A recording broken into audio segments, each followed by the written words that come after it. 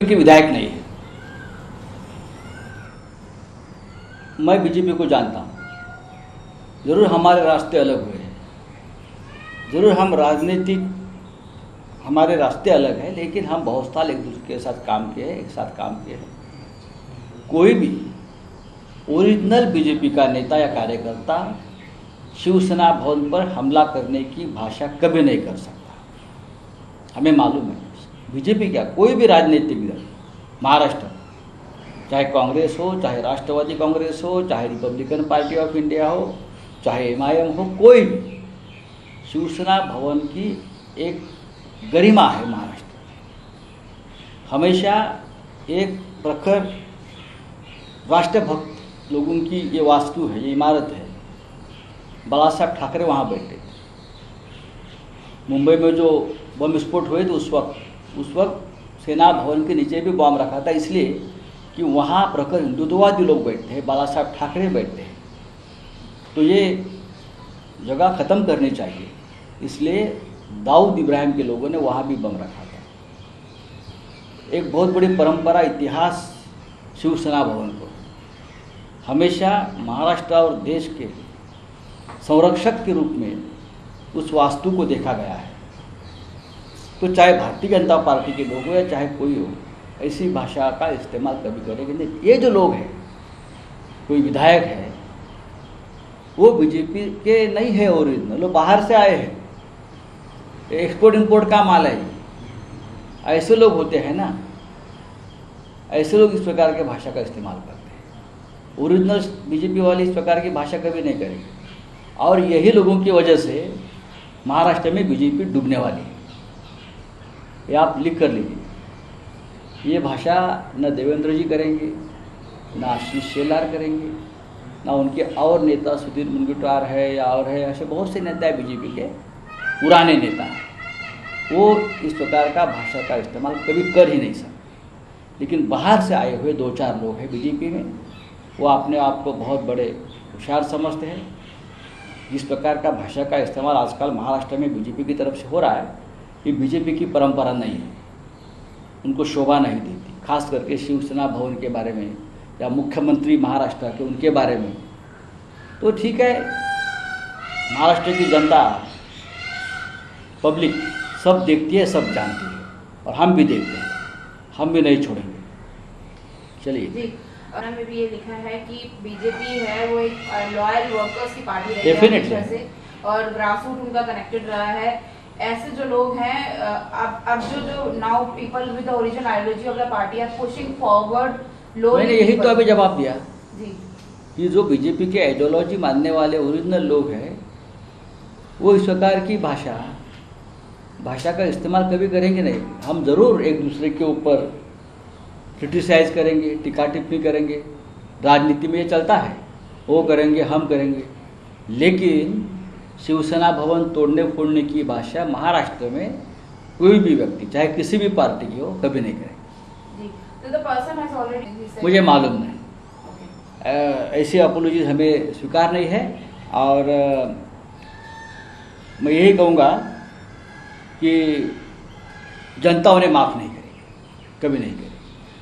Sir, एक बात की जी, हा भाजपला जे आहे हेच बुडवणार आहे, ते कशावरून काय आणि सिद्ध म्हणतात? कालच्या वक्तव्यामुळे, शिवसेना भवनाच्या वक्तव्यामुळे अख्ख्या महाराष्ट्रामध्ये रोष आणि संताप आहे। भारतीय जनता पक्षाला मानणारा मोठा वर्गसुद्धा अशा प्रकारचं दळभद्री वक्तव्य स्वीकारायला तयार नाही। त्यांच्यापासून लोक तुटून जातील हळूहळू या अशा उपऱ्या आणि बाडग्यांमुळे, हे नक्की आहे। चलिए, धन्यवाद। विधानप्रसाद लाड यांनी केलं होतं, त्याच्यावरती त्यांनी परत स्पष्टीकरण पण दिलं, आणि मुख्यमंत्र्यांनी पण आता इशारा दिलेला आहे। शिवसेना भवन फोडू तोडू असं बोलणं हे चांगल्या मानसिकतेचं लक्षण नाही, हे रोगट विचारांचं लक्षण आहे। एक लक्षात घ्या की महाराष्ट्रातला कुठलाही राजकीय पक्ष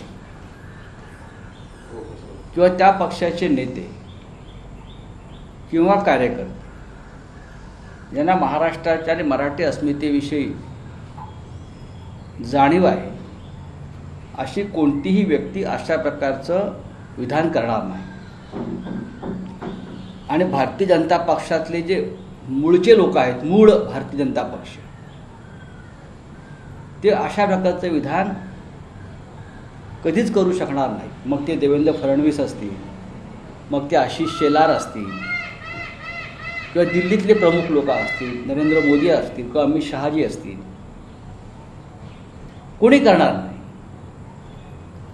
पण जे बाहेरून आलेले लोक आहेत, ज्यांना आम्ही बाडगे म्हणायचे, बाळासाहेब ठाकरे, हे बाडगे आपल्या निष्ठा दाखवण्यासाठी अशा प्रकारचे विधानं करून लोकांचं लक्ष वेधून घ्यायचा प्रयत्न करतात. मला असं वाटतं की भारतीय जनता पक्षातून सुद्धा या विधानाच्या संदर्भात तीव्र नापसंती व्यक्त करण्यात आलेली आहे. शिवसेना भवन ही नुसती इमारत नाही आहे, तर मुंबई महाराष्ट्राची रक्षणकर्ता असलेलं एक वास्तू आहे. जे स्थान हुतात्मा स्मारकाला आहे साधारण त्याच प्रकारच्या भावना शिवसेना भवनाविषयी लोक व्यक्त करतात. ती वास्तू बाळासाहेब ठाकरे यांची आहे. आणि कोणाला एवढी खुमखुमी आली असेल, कोणाला झटका आला असेल, तर आम्ही काल सांगितलं, माननीय मुख्यमंत्र्यांनी सांगितलेलं आहे. मुख्यमंत्री उद्धव ठाकरे हे काल शिवसेना पक्षप्रमुख म्हणून बोललेले आहेत की या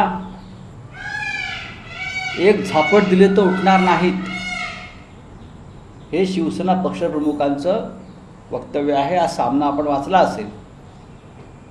आज सामनात सुद्धा आम्ही सांगितलं, या ना अंगावर, बघतो आम्ही, हिंमत असेल तर या, आता कुठेतरी भूमिगत झाल्यात तुम्ही, असं कळलं आम्हाला की स्वतःच्या पायावर याल आणि खांद्यावर जावं लागेल. आतापर्यंत ज्यांनी ही भाषा केली, ज्यांनी अशा प्रकारचा विचार केला घाणेरडा, त्यांचं पुढे काय झालं याचा नोंदी इतिहासामध्ये आहेत, त्या बघाव्या.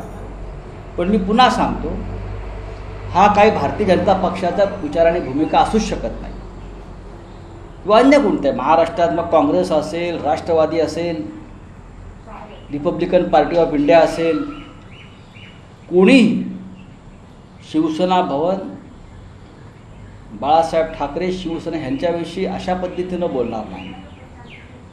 आमचे राजकीय मतभेद जरूर असतात. ते मतभेद आम्ही व्यासपीठावर, प्रसिद्धी माध्यमातून, निवडणुकामध्ये व्यक्त करू.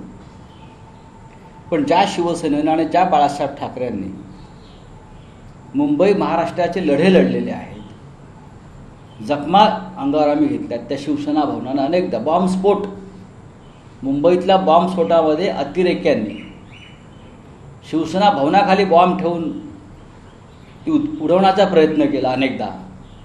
अनेकदा त्या शिवसेना भवनामध्ये अतिरेकी घुसण्याचा प्रयत्न झालेला आहे. प्रखर राष्ट्रवादाचं प्रतीक असलेली ही इमारत आहे.